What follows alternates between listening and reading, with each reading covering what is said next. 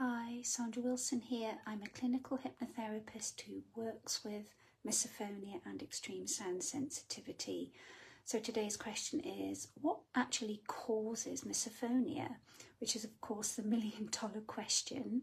And I get asked this question a lot, as you can imagine, and it does not have a clear-cut answer, unfortunately, or a universally accepted conclusion. And we know that at this point in time, there is not really enough research, although research does continue. And it would certainly appear that the condition is more likely to occur in people who suffer with OCD, generalized anxiety, trauma, high levels of stress, and of course neurodivergence. And it's sometimes a little bit chicken and egg, as in what came first. So do you develop misophonia as a result of something else? Or, for example, because you're anxious or because you've had some sort of trauma? Or does the anxiety and the trauma actually result from having this hypersensitivity in your nervous system, especially around sound? So some people often do find just having misophonia makes them anxious, and one feeds the other. And if you are highly anxious anyway about all kinds of things in your life, that means that your emotional survival mechanism, which is called the amygdala, is likely to just be very sensitive anyway, and it might just misinterpret sounds in your environment as being threatening. So your trigger responses, for example, anger, rage, disgust, panic, do leave you feeling pretty unpleasant. And there are theories that suggest that it is a type of hearing sensitivity, or even a form of autism. So there is some agreement that misophonia is a learned behaviour rather than something we're born with. So if it's like a reflex, maybe, that just keeps on repeating whenever the trigger is present.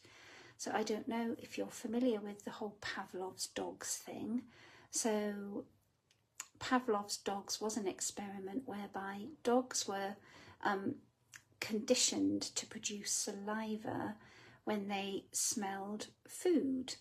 And then they were subjected to a bell before the food was presented. So then the dog started to produce saliva just at the sound of the bell. And then, of course, whenever the dogs were anticipating the food or anticipating the bell, then they produced the saliva.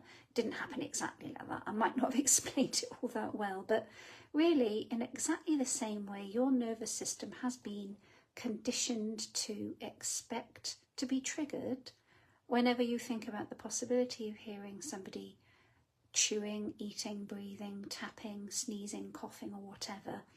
So, and if you're feeling anxious already, this heightened level of anxiety in your nervous system is going to make you feel really rubbish.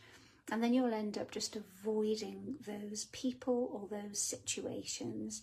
And you might notice that there's a lot of avoidance. So you're going to be hiding away, maybe staying upstairs in your bedroom, eating alone, wearing noise-cancelling earphones. And unfortunately, even if this does help you feel more comfortable because you're not exposed to those triggers, the trouble is you are then reinforcing in your subconscious mind that these are dangerous and have to be avoided at all costs. So the underlying causes, again, it's still very unclear. But as a therapist, what I do tend to see in my practice is no matter what has caused your misophonia, whether it's learned, whether it's genetic, whether it's a brain wiring thing, you can train your nervous system to respond more helpfully, and that is, you can sort of reverse the conditioning to a degree.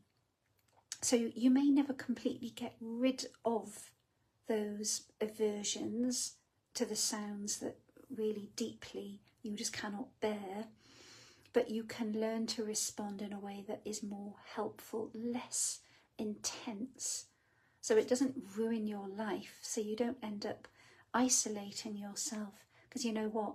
The more you isolate yourself, the more your world shrinks. The more you stay away from other people, you'll start to feel that sense of loneliness, the sense of isolation.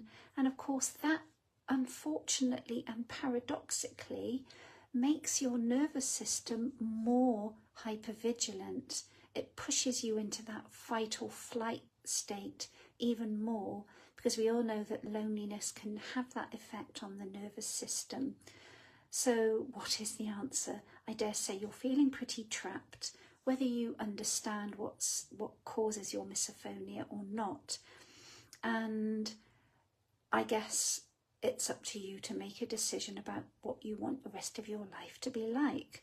I mean, do you want to spend your life hiding away, living a small life and not having partners or going out having lots of fun with friends, eating in restaurants, going to the cinema, or even eating with your family? So help is available. There is no magic wand, there is no magic cure, but like I said, with the right approach, with the right therapist who understands misophonia, you can learn to feel better. Okay, so I hope this has helped, and I'll be back with more content another day. Bye for now.